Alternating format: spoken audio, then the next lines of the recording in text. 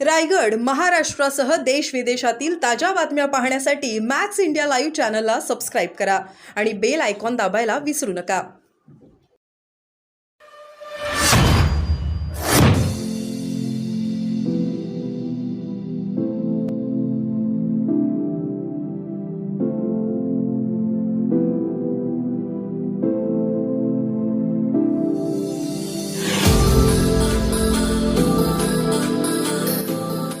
हे नामांतर यात्रा काढलेली आहे आणि आजच्या रॅलीनं हे सिद्ध करून दाखवलं जाणार आहे.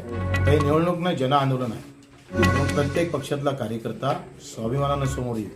नेते लाचार झालेले आहेत, पण कार्यकर्ता आम्ही एका कार्यकर्त्याला दिनेश भाऊला निवडून आणल्याशिवाय राहणार नाही. प्रहार निमित्त आहे, पण सर्व धर्मातले, सर्व जातीतले सर्व कार्यकर्ते एका मुखानं, एका सुरानं दिनेश भाऊला, एका कार्यकर्त्याला निवडून आल्याशिवाय राहणार नाही.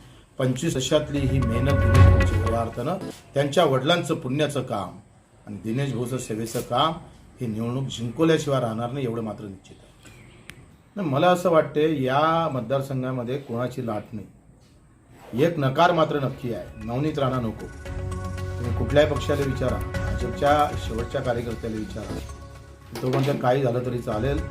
यावेळेस ज्यांनी आमच्या कार्यालय फोडलं, ज्यांनी भाजपच्या कार्यकर्त्याचं रक्तबांबळ केलं, नव्हे तर तुषार भारतीसारख्या एका चांगल्या कार्यकर्त्याच्या घरावर जाऊन गाडी फोडण्याचं काम केलं.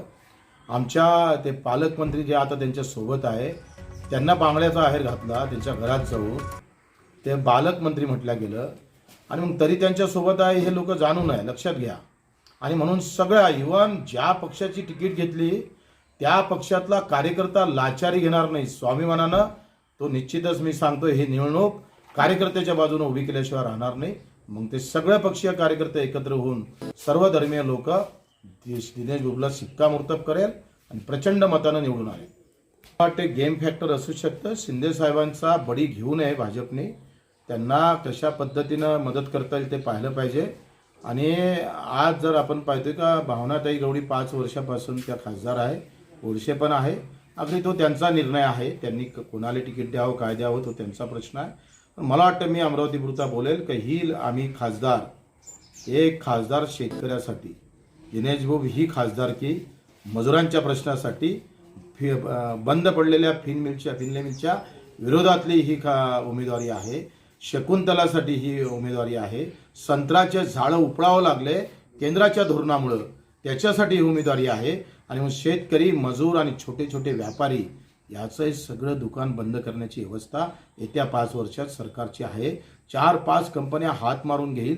मग किराणा उद्योग बंद झालेला दिसेल, कापड उद्योग बंद झालेला दिसेल. अशी व्यवस्था मला वाटते कदाचित आमच्यावर येऊ नये, म्हणून दिनेश भाऊला आम्हाला तिथं पाठवायचं आहे. आयात निर्यात धोरण शेतकऱ्याच्या बाजूने उभं राहावं, याच्यासाठी आमचं दिनेश भाऊ तिथं आंदोलन करेल. एक खासदार म्हणून सक्षमपणे उभा राहील.